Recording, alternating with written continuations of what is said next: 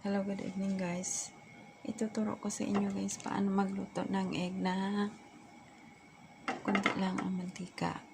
Kasi kadalasan ang nakikita ko guys, magluluto sila ng egg, sobrang daming mantika. So ilagay ko na ang egg guys kasi mainit na yung mantika natin. Actually guys, meron ng lutuan ng egg ngayon na nakaporma na. Hindi mo na kailangan ng kawali. Talagang i-shoot mo na lang siya doon at bibilog na. May nabibili ng sa Shopee at sa Lazada. Meron na rin sa mall. Pag shoot mo, bilog na. Diyan guys, huwag natin lagyan ng asin kasi yung kasamahan ko ayaw nila ng asin. So nila sila na maglagay. So ganyan guys. Pag gusto mo ng konti lang mantika, takpan mo lang pero mahinang apoy lang. Kasi paglakasan mo ng apoy, masusunog agad yan, tapos yung yolk niya hindi maluluto. So depende yan sa gusto mo guys. Kung gusto mo ng sobrang luto ang yolk, sobrang hinang apoy pero matagal, yan, ganyan lang kahina apoy guys, pero matagal. Pero ako kasi ayaw ko ng fully cooked na egg yolk kasi matagal matunaw sa tiyan yan. So tanggalin na natin to.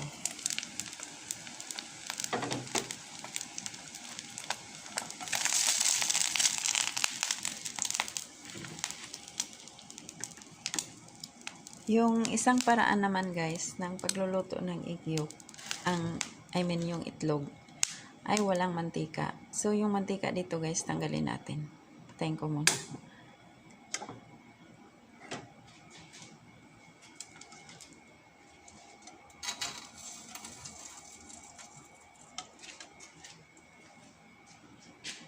So tanggalin na lang natin ang mantika. Punasan natin ng tissue yung hot pan. Mainit ito guys, kaya mag-ingat kayo pag kayong gagawa kasi mainit yan. So dyan mainit na yung ang kawali guys, sindihan na lang natin ulit. Yan. Pag ayaw nyo ng mantika, pwede naman kayo magprito ng walang mantika using teflon pan, o kaya yung sa salad master na kawali. Pwede kayo magluto doon ng egg nang walang mantika. Yan. Yan, nabasag siya guys kasi isang kamay lang ang ginamit ko. For video purposes lang guys, nabasag yung egg yolk. So ayan, mainit na yung kawali natin. Kung gusto nyo na magluto ng itlog na walang oil, ayan, using teflon pan. Hindi yan siya didikit guys, hindi yan didikit kasi teflon siya. So yan, takpan pa rin natin guys. Yan, takpan pa rin.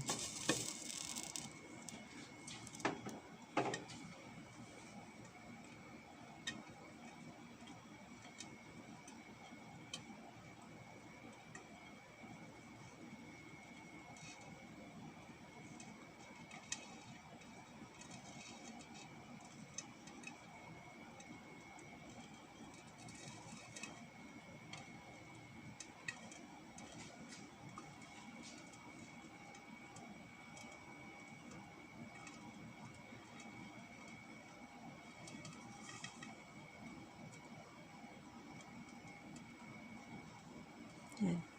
Pwede na yan siya patayin guys kasi naluto na yung side niya sa ilalim. Tapos kung gusto mo naman siyang i-fully cook, i-flip mo na lang siyang gano'n. Yan o, flip mo na lang siyang gano'n. Hindi rin yan siya didikit kasi nga teflon. Kung may didikit man dyan, kapiranggot lang. So tanggalin na natin guys. Yung isa pang ipakita ko sa inyo, yung pagluto ng less oil pero fully cooked siya.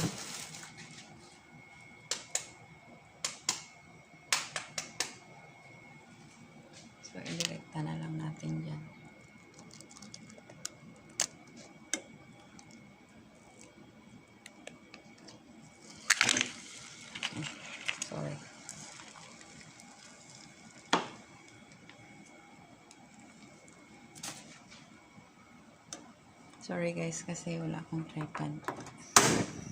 Pero pag nakapunta ako ng Centris, pabili ako doon. Sadyaan kasi ang Centris dito. So assuming na ito yung egg guys. Yan. Nabilog. Pero may nabibili na talaga ngayon na ano guys ha. Yung may hulmaan na siya. Ang forma niya parang, di ba na kumakain kayo sa McDo? Ganyan, ganyan. O sa Jollibee, ganyan ang forma, bilog. So, assuming na ganun ang ano, iyon naman kasi yun. Hindi rin yung dumidikit, pero lagyan mo ng konting oil. So, assuming na may oil yan guys. Tapos, gusto mo siyang i-flip. Halimbawa, gusto mo siyang i-flip na may oil siya. Pwede naman. Kung gusto mong fully cooked egg, na konti-konti lang yung oil. Yan. So, i-flip natin to guys. Yan. I-flip natin ganyan. So, it's either takpan mo o hindi. Kung gusto mo ng hard yung igyok. Yung lutong-luto talaga. Kung gusto mo lutong-luto talaga, yan, gagamit ka ng takip. Gamit ka ng takip, guys. Kasi, nakakatulong yung steam ng itlog na lulutuin yung igyok. Aakyat yung steam, tapos babagsak siya pabalik. So, ang tendency nun, titigas yung igyok. Unlike sa pabayaan mo lang siyang open na ganyan. Malambot ang igyok niya. Kahit luto na siya. Ganyan o. Malambot. Pero kung pabayaan natin siya dyan na may cover na matagal, titigas yan. Kaya yan. Mamaya, pakita ko sa inyo. Mahina lang apoy natin guys ha. Kasi paglakasan nyo, nako, masusunog yung itlog. Pero yung igyok, hilaw. So, check natin guys. Nambot pa siya. Pero yung isang paraan pa guys, kung gusto mong mabilis rin maluto ang itlog, kahit na kunting-kunti lang ang mantika or walang mantika using teflon pan, gamitan nyo ng tubig. Pwede magawa ng tubig na kunti lang. Hindi lang na tubig. Yan. Mga 1 tablespoon or less na tubig. Lagay nyo dyan. Yan. Nag-create yun ng steam. At maluluto ang igyok. Yan. Titigas na yung igyok dyan guys. Check natin.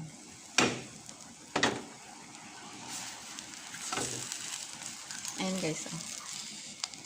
Natigas na yung igyok dyan. So, patayin na natin guys kasi maluluto na yan sa remaining heat. Yan.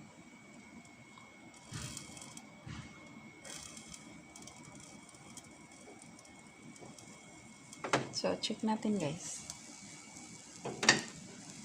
Oh, ayan, matigas na siya guys. Oh.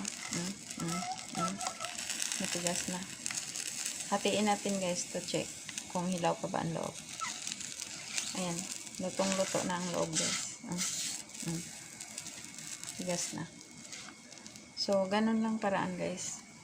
Kung gusto nyo ng kung iba-ibang klaseng luto ng itlog ng yung kung gaanong katigas ang gusto nyo sa igyok. Yan. So, yun. Thank you so much guys for watching.